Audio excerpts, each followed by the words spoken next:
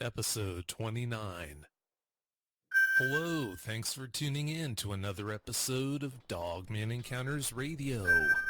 I'm Vic Cundiff, and I'll be your host as we listen to eyewitness encounters involving one of the most terrifying cryptids, dogmen.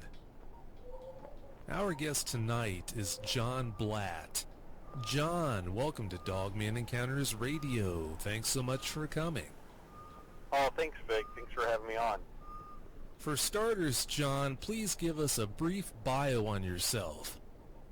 I was born in suburbs of Chicago, and until about the age of 8, moved to Ohio for most of my childhood until I left for the Air Force at the age of 20.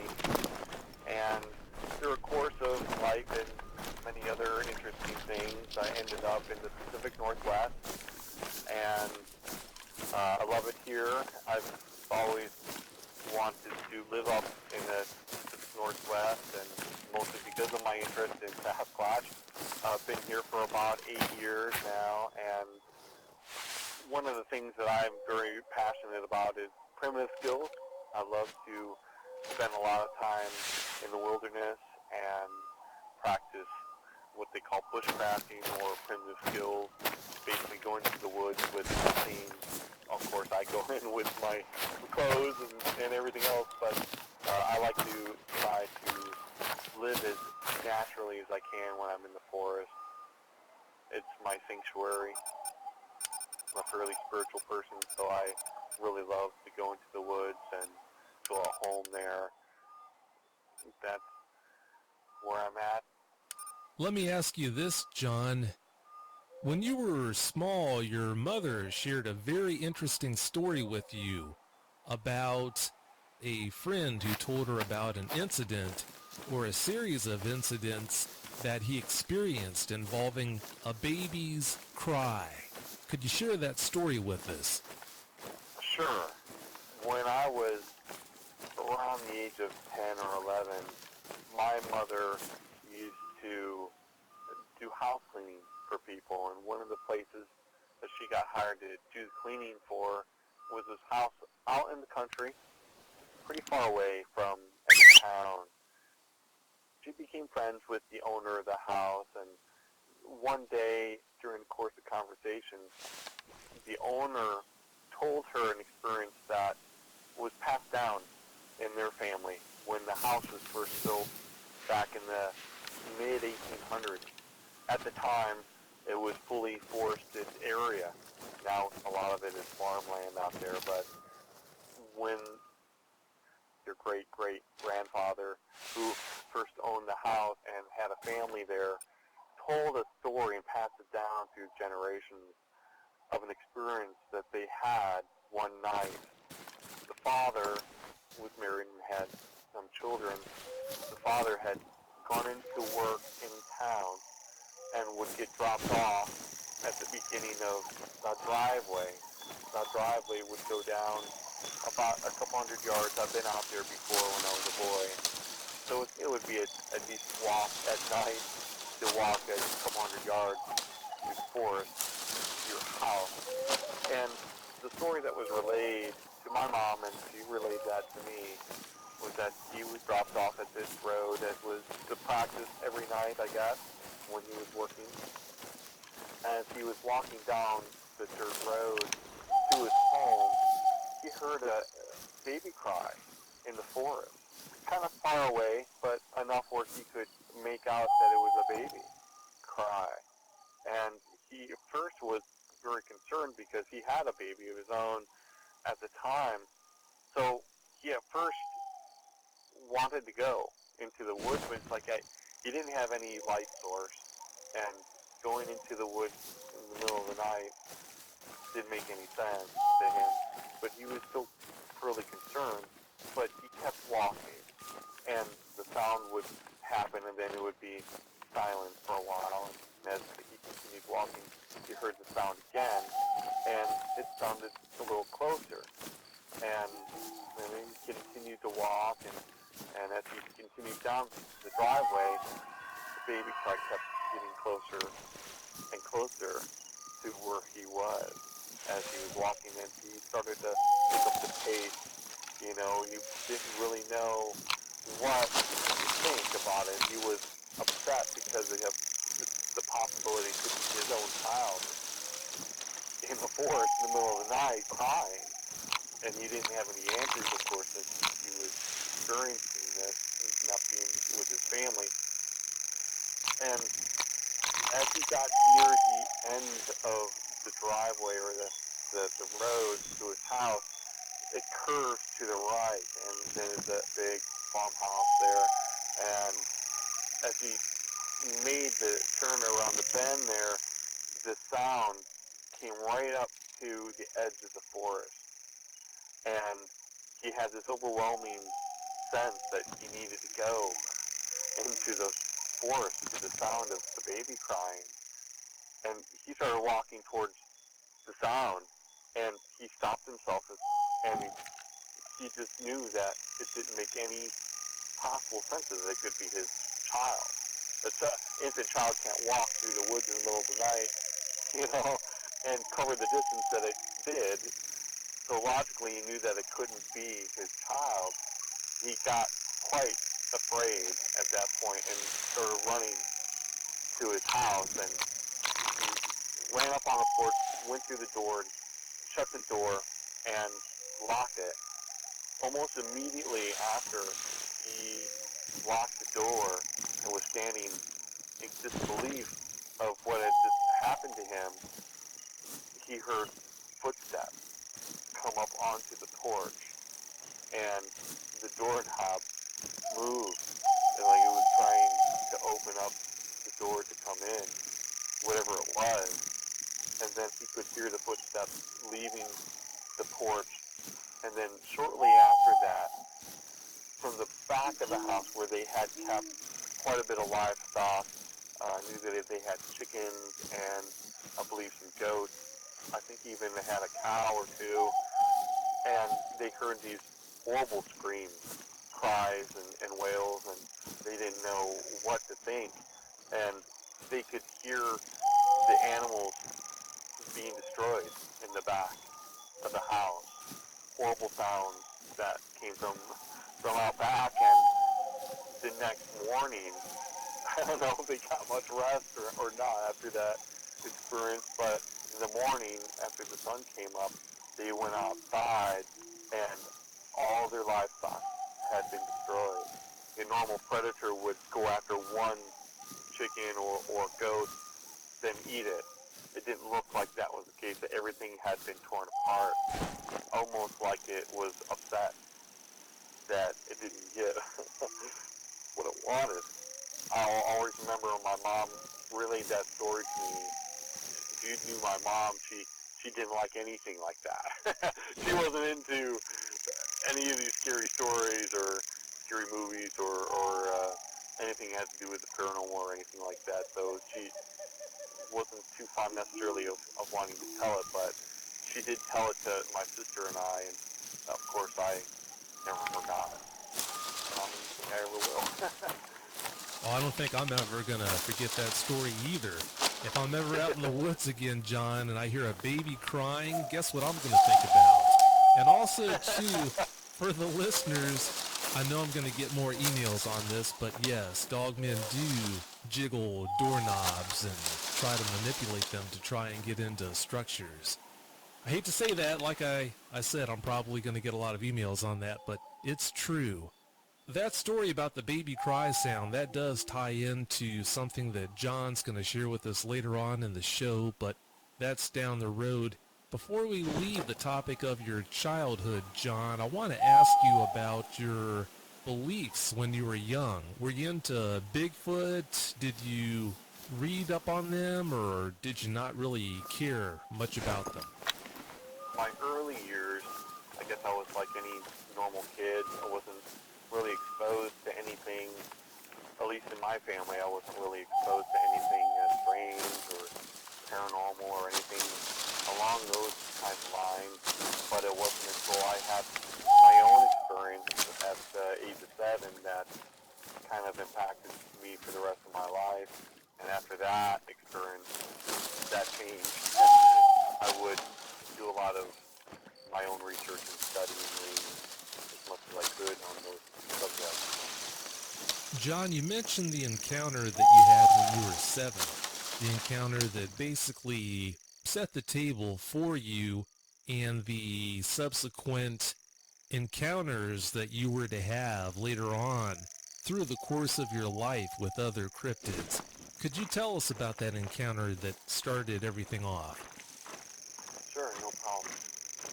When I was 7 years old, I went on a field trip with my school to one of the nature preserves in the general area outside of Chicago, and I remember it being very woodsy. There was a lot of wildlife, and I remember there being like a swampy area, and I remember a lot of that time of my life is kind of fuzzy. You know, back when you're 7 years old, at least at this point in my life, I don't really have a whole lot of details of recollection except of the story that we're about to embark on here. When I was 7 years old, we were walking down this trail in the woods, and I remember being in the back of class on this trail. This is like really the first time I had ever experienced that. I remember looking to my right down at the ground and seeing a little turtle. Well, I got totally engrossed in this turtle that was on the ground to my right, and as any little boy would, I did not notice that the rest of my class had continued on down the trail without me, and I'm not quite sure how much time had passed by. I think at least enough to where it was probably a few minutes. I remember standing up and looking around and thinking, oh, I'm by myself. As soon as I stood up and looked down the trail, about 25 to 30 feet away was a giant scary monster. I really remember being just in shock at what it was I was looking at. I didn't know what I was looking at because I had never experienced anything even in the ballpark of as a 7-year-old boy, anything like that. And I remember it. I could not see its face. The hair had come over its face. It wasn't as muscular as some other Sasquatch encounters are. You know, they tend to be some of them, very large and muscular. But this didn't seem to be that way. It was fairly skinny, but to me it was a giant. I was looking up at it, and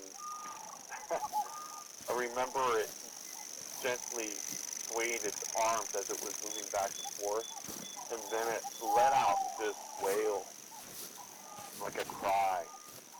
Not like a baby cry, but like some of the Sasquatch sounds that you can hear on the internet. It was so loud.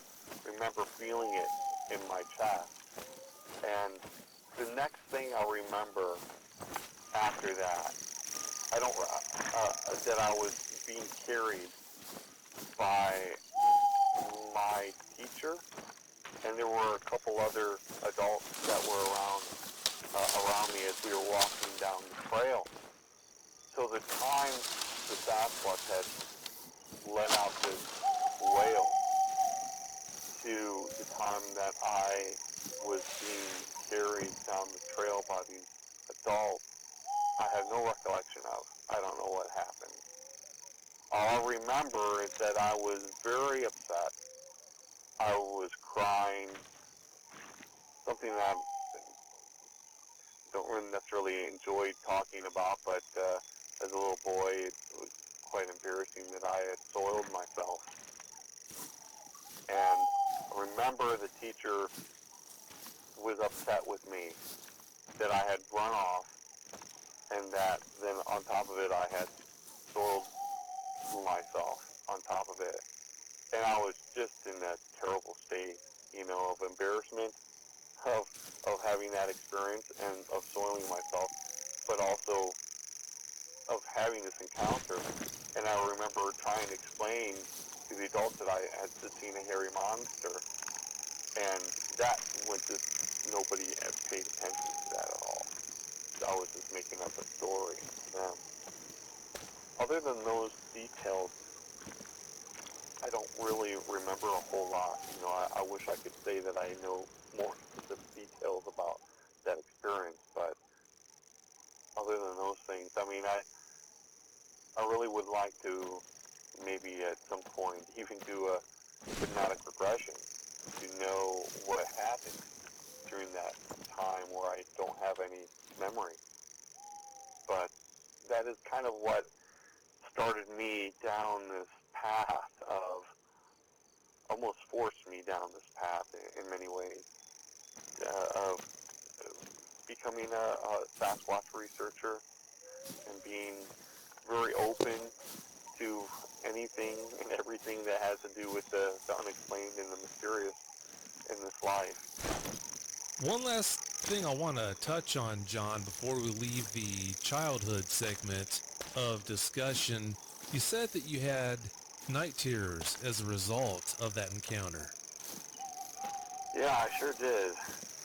For most of my childhood, even into my teen years, I had night terrors, and it didn't happen every night, but I would have these recurring nightmares of what I called, especially when I was younger, I had called the siren monster, because that's the kind of the noise that it made, like an ambulance siren would make. And I remember being very afraid at night sometimes while lying in bed, and especially when I would hear sirens. If you live in the city, you would hear sirens every once in a while at night. Lying in bed and hearing the sirens, I was so afraid because I was sure that the siren monster was like coming for me. I remember being scared, imagining that coming up the stairs, into my room at night. But I did have ongoing night terrors about hairy monsters. And I really didn't understand what that was all about. My parents didn't either. They didn't know what to think about it all. I didn't have anything like that before this experience. And it wasn't really until I was about, I think it might have been even the next year. I remember being 8, right before we moved to Ohio. We moved to Ohio when I was 8. I remember one of my parents had gotten a Reader's Digest book on unexplained mysteries. And I remember coming across the Bigfoot section in that book, and I was just stunned when there was remember someone had drawn a sketch of a Sasquatch, but it looked exactly like what I had seen in the forest, when I had that encounter. And I realized that it was a Sasquatch or a Bigfoot, as was more the term back then. And, ever since then, I remember trying to pretend to be a Sasquatch hunter when I was a little boy, walking around the neighborhood looking for Sasquatch tracks. And, maybe it was my way of, I think it was my way of trying to cope with this experience that I had, instead of forcing it away and trying to ignore it. I think maybe I did try to do that, but my recurring nightmares would always kind of bring it up. At some point, I don't really remember when it was, but at some point I just put it into my mind that I was going to figure this out, and I was going to face it. Maybe it was a conversation with my mom. I remember a brief conversation when I was younger that she said, if you're afraid of something, sometimes the best thing to do is to face it, and it will go away. So, in my own way, I did everything I could to face it, to read as much as I could, and I remember the day that I watched The Legend of Boggy creek. That did not help anything at all. As a little boy, watching, especially after my experience, I was just like, it was just, oh man, I did not necessarily, it was fascinating to see that, of course, that film was very fascinating to me, but still, I remember being so scared after that for weeks. Anytime it would come on after that, I was like, no, I can't. I'm not going to watch The Legend of Boggy Creek again. But but I did. I really did try to read everything I could back then.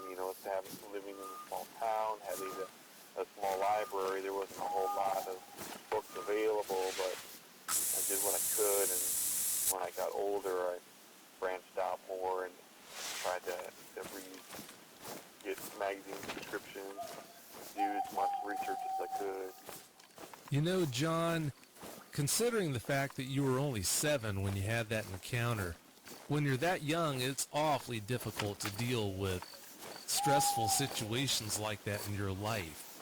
I know you really went through it, but it could have been a lot worse. It showed a lot of constitution to bounce back the way that you did. Now, moving forward, I want to talk about the Dogman encounter you had. But before you talk about that actual encounter and what you saw, lead us up to that encounter by telling us about why you were out there in the woods that day in the first place. Sure. Well, at the time, I had just gone through a breakup with my girlfriend at the time.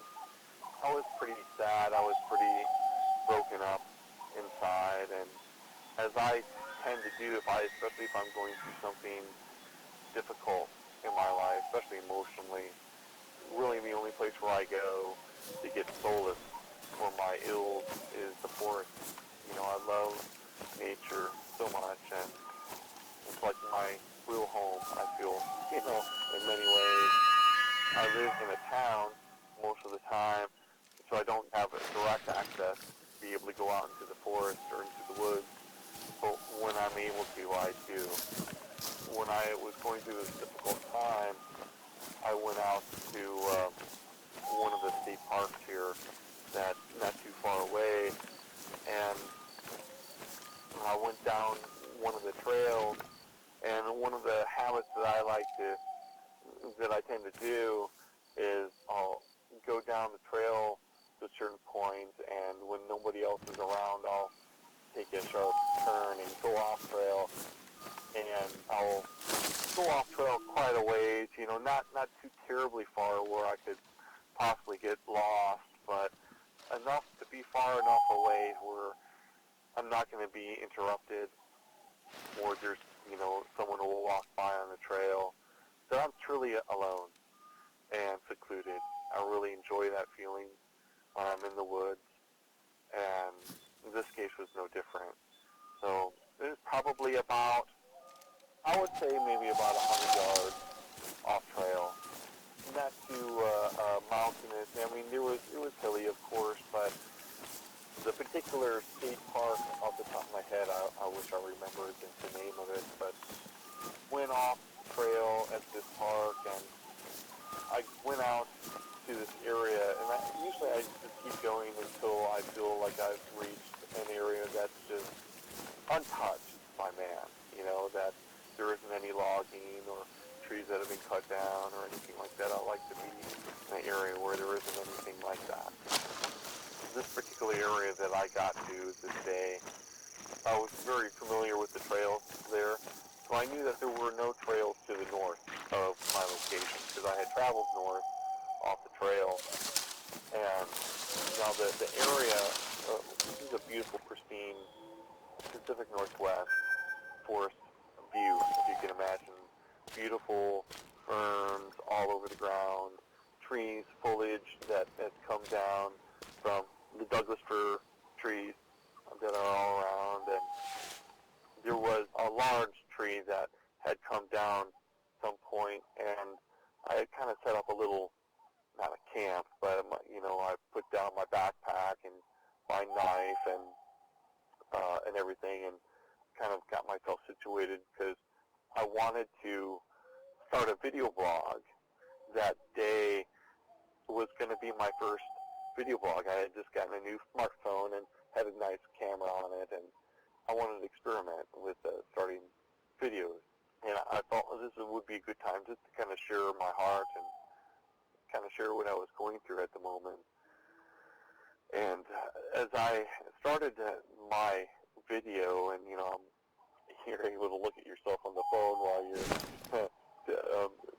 making a video, so you can see what you look like. It's kind of strange, but I remember going into the circumstances of where my heart was at during that time. And after about 5 minutes of talking, I had heard, was kind of surprised by this, but I heard a baby cry to the northwest of my location where I was sitting on this log. I'm like, I didn't really just hear that.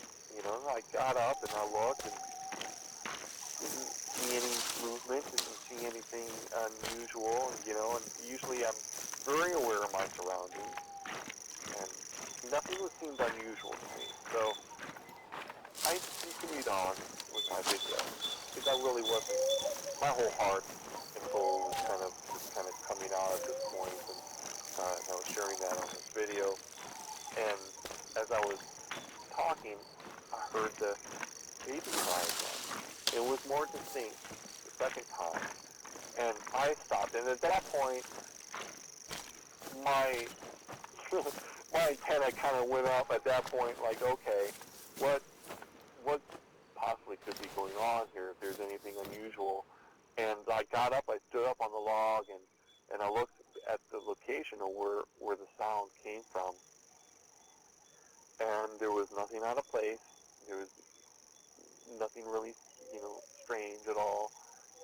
I stood there for a good minute, just kind of observing and taking everything in. And, I didn't really sense anything anything that was wrong at that point. But it was very unusual to hear something like that out there.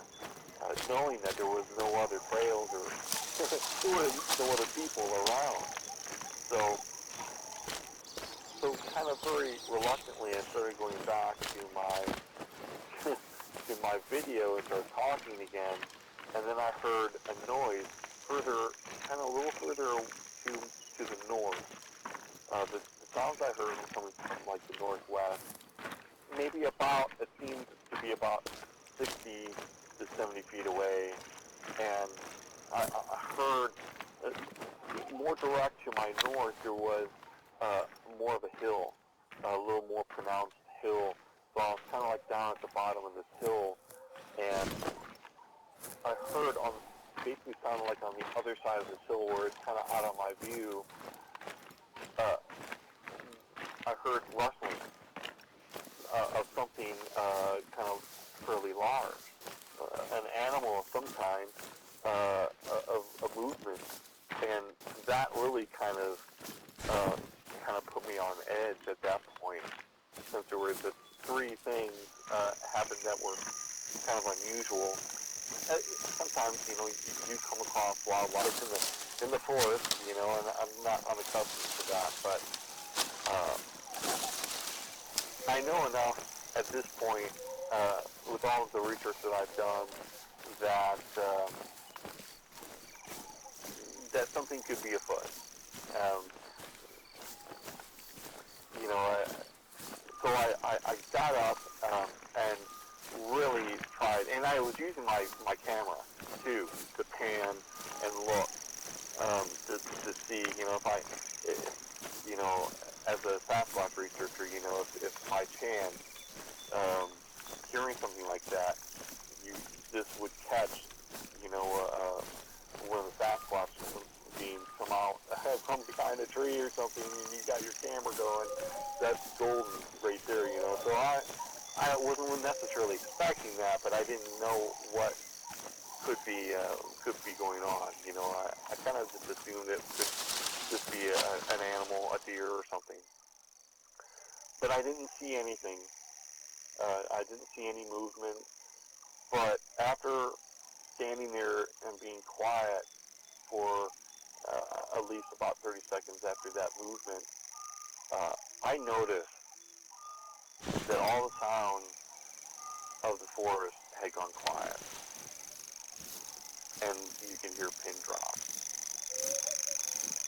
At that point, before that, there were birds chirping, that's typical, but I noticed that there was a silence that came upon the area, and the hair stood up on the back of my neck, and I knew at that point that something was happening, and that's a good indicator that I could be in trouble at that point, because I'm fairly familiar with David Pilati's work, and people do go missing, especially up in the Pacific Northwest, especially if you're alone, especially if you go off trail. These things are all, I am aware of those things, and I do it knowingly, but I walk, I seek to be as aware as I possibly can. I try to be prepared when I go out, but I'm not going to live my life in fear, because, if I was afraid I was going to go missing every time I go into the forest, I would never go into the forest. So I choose not to live that way. But having the forest go quiet like that, I've had it happen to me once before. An investigation I went on years prior, a Sasquatch investigation that I was on. The same thing happened to me then too, and I had an encounter then too. But it was a very eerie kind of calm that came over the area.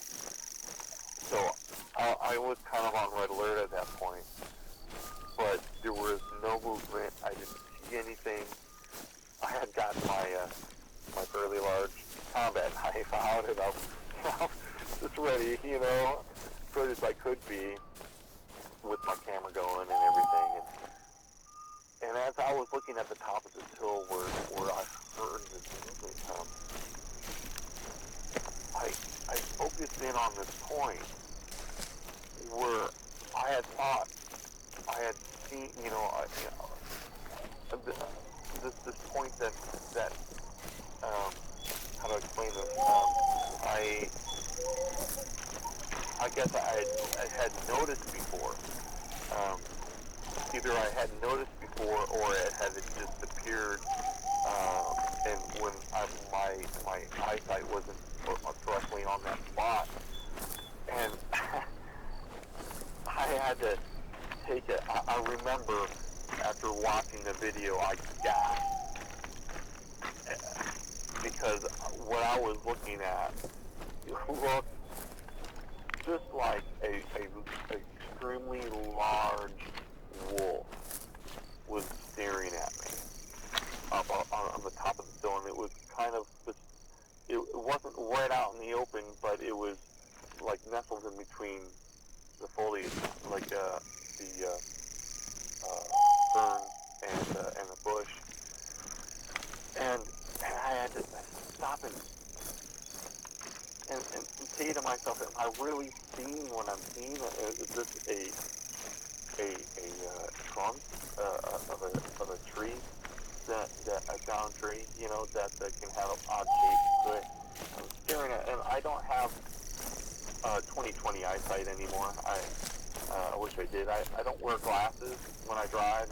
I had fairly decent vision, but I don't have perfect vision anymore. So at this distance, which was about 60 to 70 feet away, were what I was looking at.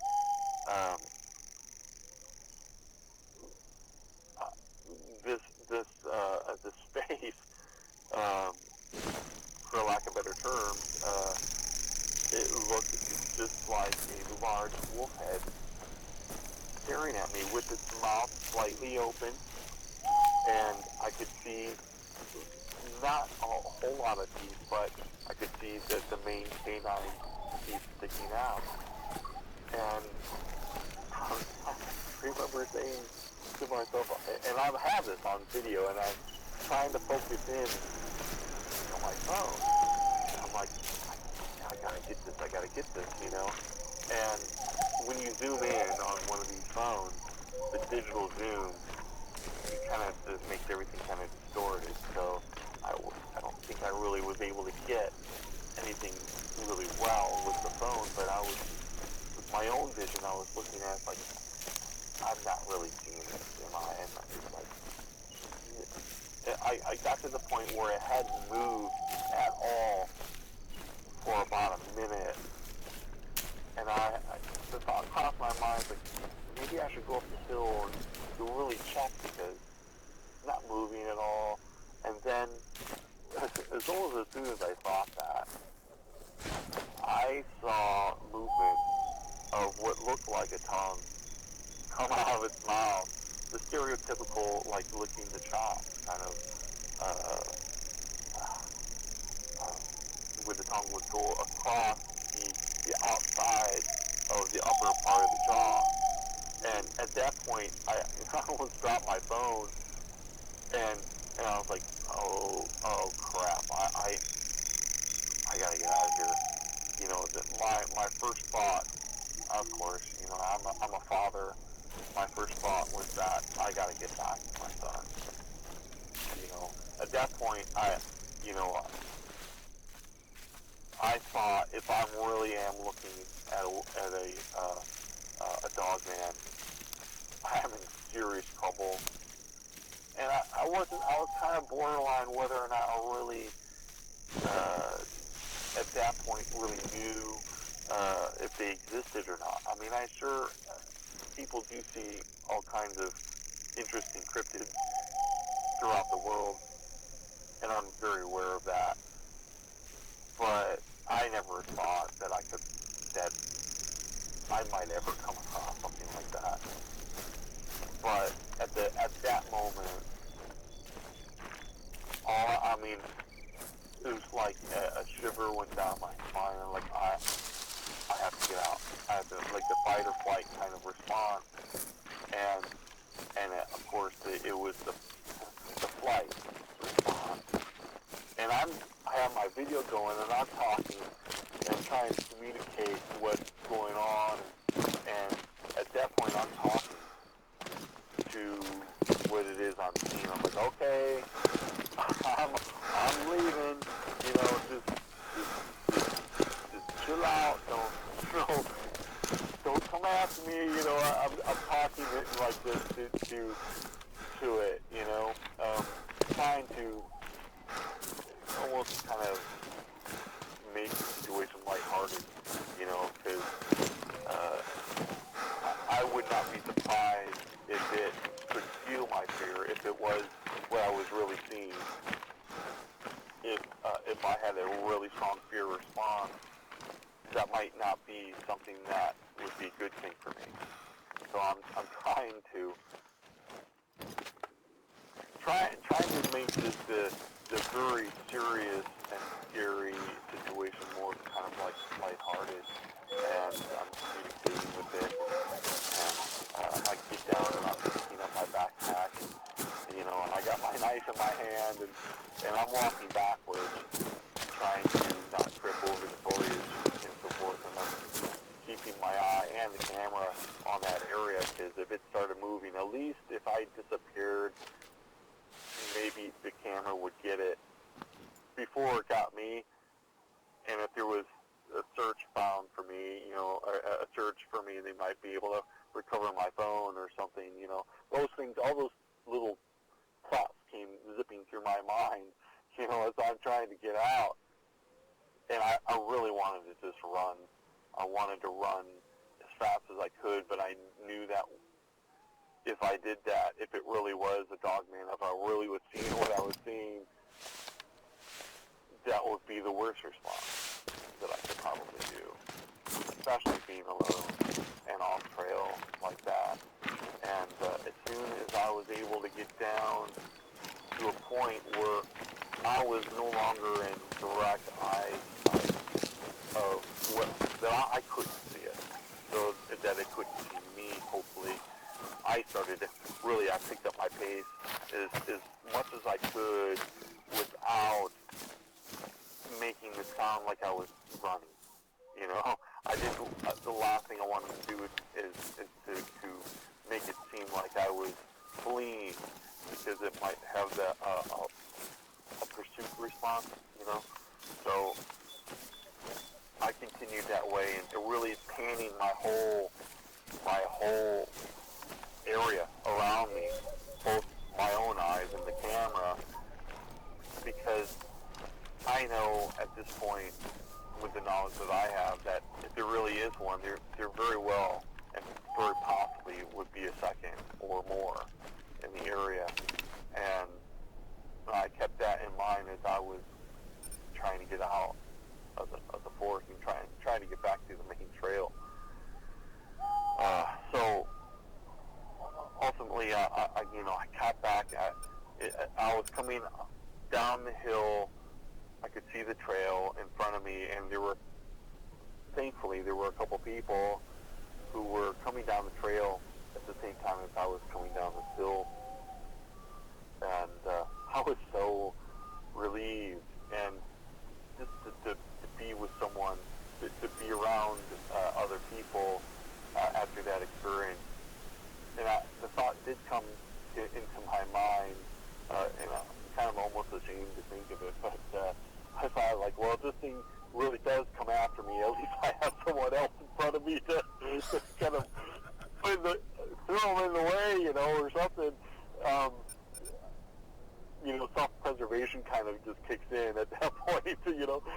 But, I was really thankful to get out of that and, to get back on the trail and walk out and get into my car and breathe a huge sigh of relief, and I had to go back over the whole video of that experience, and I tell you, it was something I'll certainly never forget. And after that, that's when I really kind of like, okay, I need to know more about Dogman. I remember getting on Facebook and getting to be a part of your group, Vic, and then seeing and listening to Dogman encounters and hearing other people's first-hand encounters and reading some of the stories and hearing some of the interviews. It's like, oh man, my experience was very mild compared to some of the others that have had first-hand encounters with these beings. But I felt something. One of the things that I'm a fairly empathic person. A lot of my friends would call me psychic, but I don't necessarily like to use that term. But I do have a sixth sense about me, and I've used that gift over the years. It saved my butt many times in the past.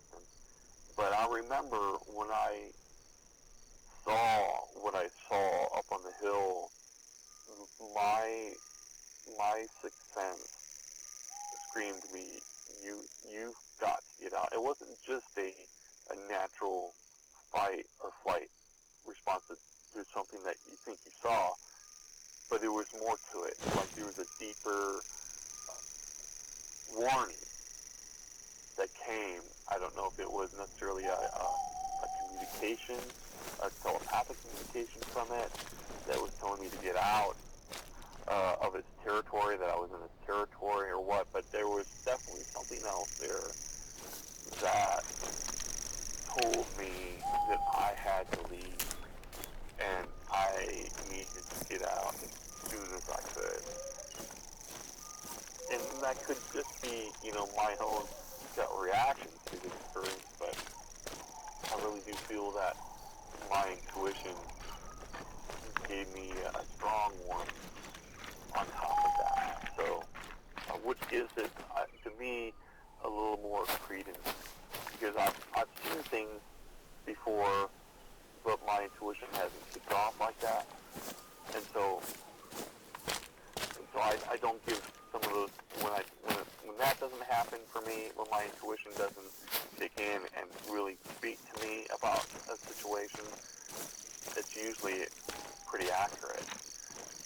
But in this situation, it really spoke to me very loud and clear. And I know, from my own research about with Sasquatch, people have not just a normal fear response. It's like there's deeper fear that comes. Maybe some people would like to say it's a paranormal induced fear, and maybe that was part of that. I'm not 100% sure, but it was something that I'm not going to forget for quite a while, and especially now when I go out into the woods, and I still do. I won't go back to that area where I was before. I'm not going to do that, but I can't. If it wanted me, I wouldn't be here right now. I'm convinced. If it wanted to get me, as pretty much almost any of the encounters that people have with these kind of beings, would be so powerful and so, I would imagine, so very dangerous, that if they really put it in their mind that you're their next meal or whatever it might be, the reasons behind their attack, that they really wanted to attack, you really wouldn't stand a chance. I mean, that's my opinion. I could be wrong, but I think that these beings are, if you see them and you walk away in some way, shape, or form with your life, and you don't end up disappearing, they let you go. That's my opinion. Oh, I'd say you're right. There's no doubt about that. When you look at how well equipped they are to kill even larger animals, it would be a situation where they decided to let you go, if that is in fact what happened. I'm a little fuzzy on something with regards to your encounter there, John. Did you at any point ever see that dogman's body, or only its head? I just saw its head. I didn't see anything else besides the base that was looking directly at me. Was its head in a position where it had to be in an upright position, standing on two legs watching you, or could that have possibly been a huge timber wolf, even though you don't have any timber wolves out in that area? Well, it looked like it was closer to the ground. It didn't look like, at least from the perspective where I was, it looked much closer to the ground. It didn't look like it was high above the ground. Like if it was a dogman or a timber wolf, it was on all fours probably. Almost the kind of impression I got that it was sneaking up. Sneaking up to see me, and that kind of was the impression I got. So when I saw it, I had to double take, like I was looking at scanning that whole particular area, because that's where I heard the rustling of the sound at first, and, at one point I didn't see that, and then at another point I did see it, so I don't know, it's like it snuck up, or peeked its head out maybe when I just wasn't looking at that direct spot. I don't know. Understand too, John, that dogmen can look just like a massive timber wolf when they go down on all fours. So, considering the fact that there aren't any timber wolves in that area, you just might have been looking at a dogman, especially when you consider the size of its head that you were talking about seeing. As part of the after effects of that encounter, You had an interesting thing happen with the video that you recorded of that incident. Could you share the particulars of that with us?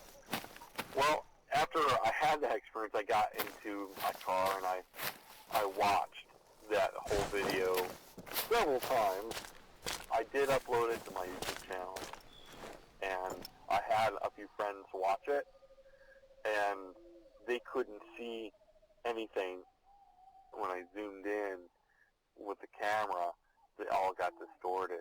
But what was all very clear was my own reaction to it. And one of my friends, after watching the video, he was like, man, that kind of reminded me of the Blair Witch Project. He was just like, what?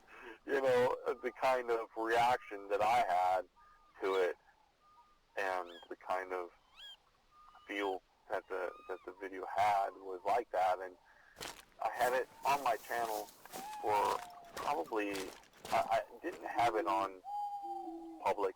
I had it unlisted because it was a private video. It wasn't something that really, I was experimenting with doing a video blog, and so it was kind of personal, and it was just something that I just wasn't going to try to promote, especially since I couldn't really make out what it was that I was seeing on the video. But after I started doing research and so forth on the dog man and getting part of your group and so forth, and remember there was a post that had come up on your group, and I remember commenting just like, I had an experience of a dog man, and I even have a video about it. And they were like, a couple people on the post were like, share it, please, So I'm like, sure. So I go to my channel, and it's not there. And I'm like, what? I have a couple channels.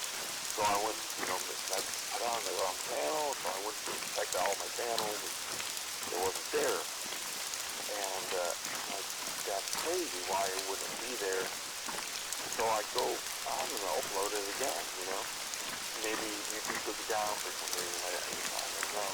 But I didn't get any indication, that there was anything wrong with it.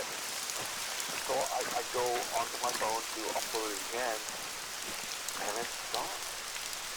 I know it, my first thought was like, well, someone hacked my phone and took it. Took my picture, my video of the dog man. So, and but I don't know what happened to it. It sounds crazy. It sounds like a tinfoil hat moment, But I tell you, I don't have an explanation for why I don't have it anymore. And I know the stereotypical response. I've been in the Sasquatch research community for a long time, and I know the typical response to something like that is somebody else. If they happen to somebody else, I got it on video, but the government took it, or somebody comes out with that kind of a response. Like, right, yeah, you really did, huh? That kind of, so I'm kind of like cynical about it at this point, where I know that I did it. I know it happened to me. I don't have an explanation for why I don't have it anymore, and I wish I did have it. I know that there's the capability of being able to go on a device like a smartphone and remove something like that. I know it's possible. I know it can be done. You just would never think that it would be that video. Why would they go through the trouble? It didn't really even show anything. But still, it disappeared. And I don't really have a rational explanation for it. That is awfully strange. It sure sounds like you met with some kind of foul play, but like you said, we never will know what really happened to that video. It's a shame, because it sounds like it would have been awfully interesting to watch. Well, John, it's time to wrap the show up. Do you have any closing comments you'd like to share? I do want to say thank you, Vic, for the kind of work that you do. To put yourself out like you are, to have a podcast, a website, to do interviews like this, you're really putting yourself out there, and you're really doing great work, in my opinion. And I've seen a lot of people, especially in the Sasquatch community, do that. They put themselves out there, and they really want to be a voice in the community and so forth. And I've had friends who have been attacked, and it's not pleasant. It's a lot of times when you put especially something like Bigfoot or Dogman, Dogman. I mean, that's a crazy subject, and open to a huge amount of ridicule and things like that. I just want to tip my hat to you, Vic, because for me, if you weren't doing what you were doing, there would be a lot of people who wouldn't be able to tell their story. And I think this is important. I think it's a huge mystery that needs to be looked at and examined. I think you're doing a great job of doing it from all the stuff that you've been putting out. Well, thank you for the good words there, John. I really do appreciate it. Don't feel too bad for me when you love what you do the way that I love doing this. It doesn't really matter if you have naysayers that don't agree with what you say or do. It's really no big deal or consequence to me. But I really want to thank you again for coming on the show. I really do appreciate your time. Sure. Thank you for having me. Thanks again. Well, as you know, don't be a stranger, okay? Okay, you got it.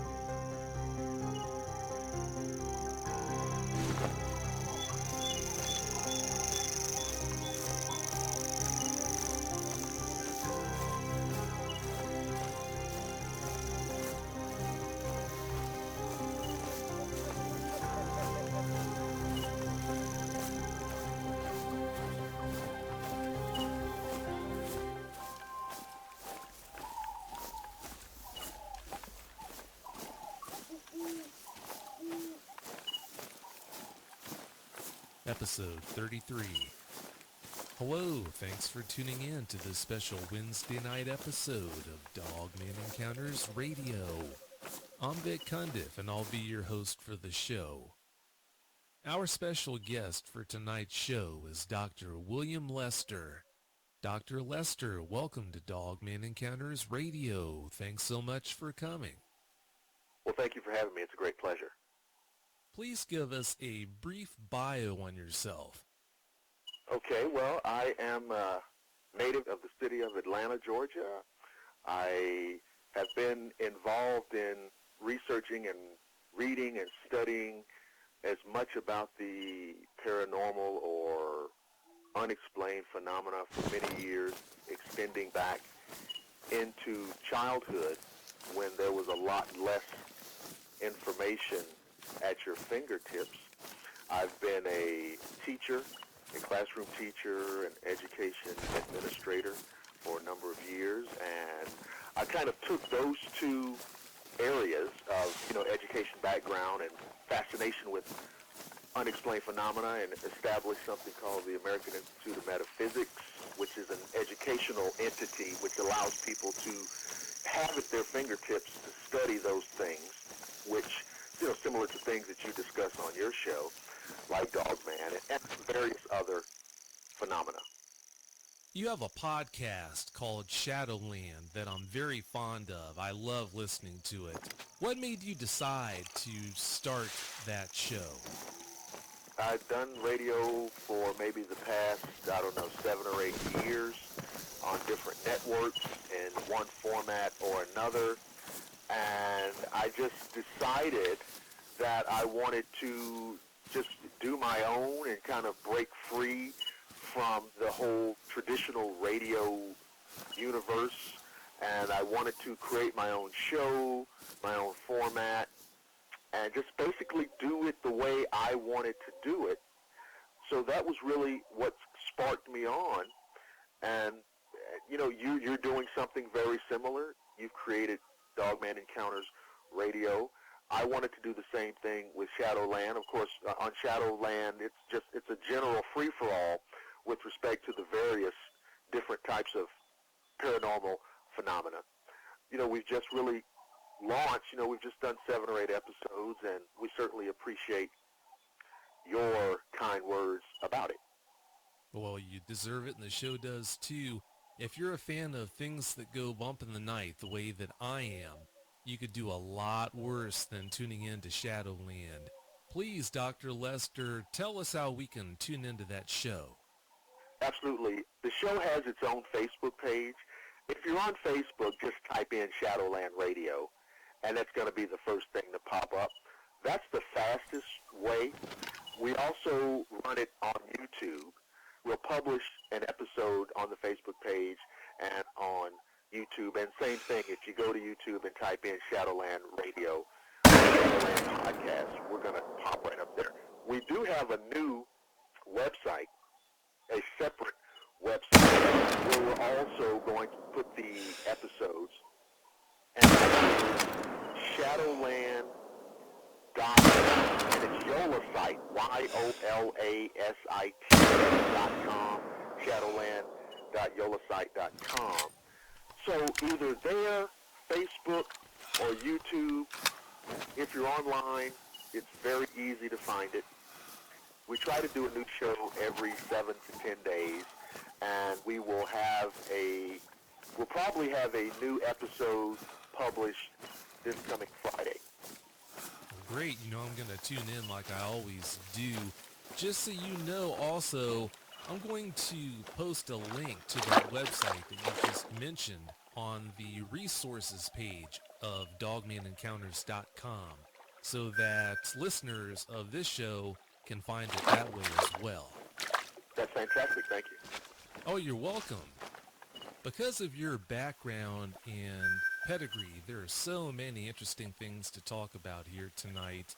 The first question for you that comes to mind would be, of all the cryptids that you know about and have consequently studied, where would Dogman rank in that list?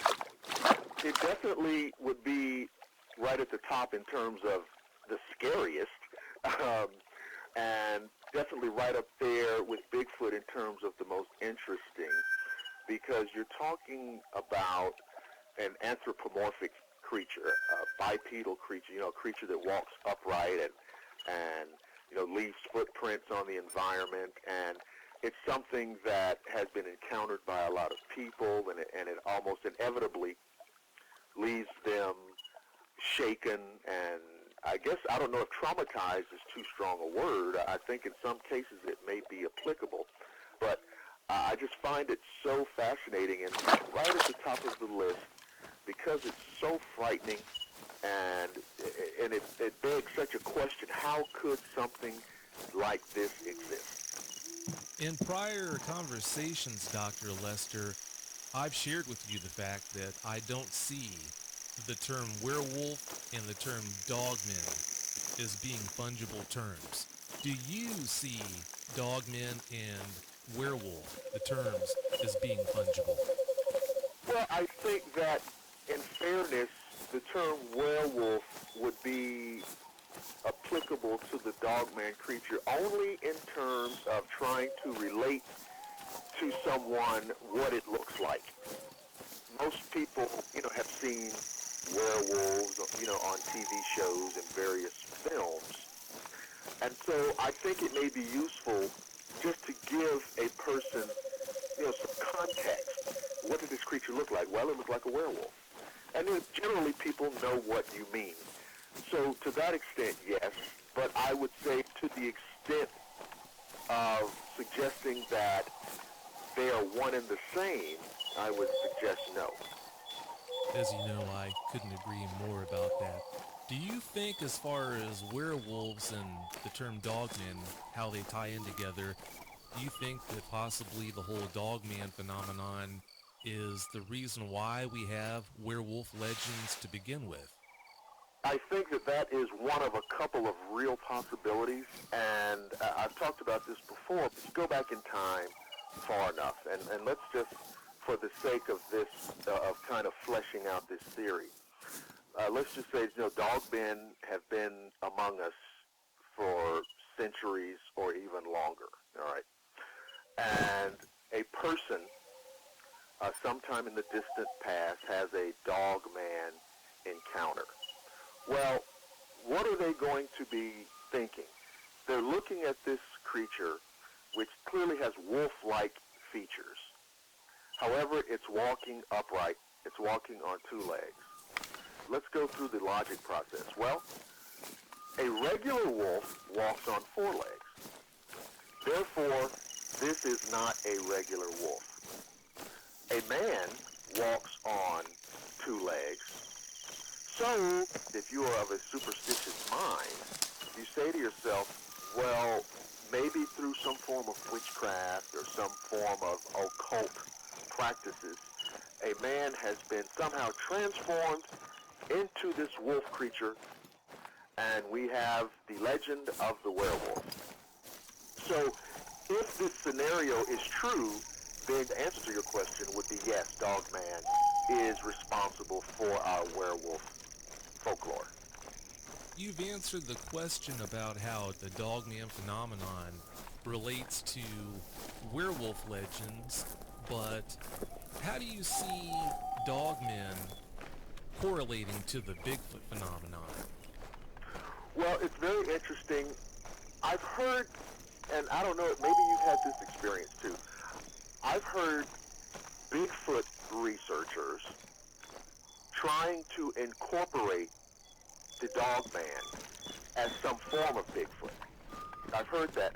Now, I'm not sure if that's correct, because it seems to me, as I go through and review the different examples of encounters, that they seem to be entirely distinct creatures.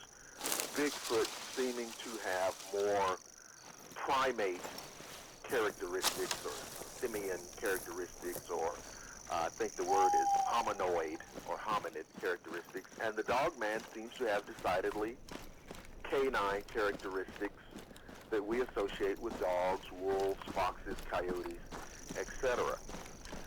The other aspect, too, is that I don't think that there are examples of the Bigfoot having the typical canid style knee configuration.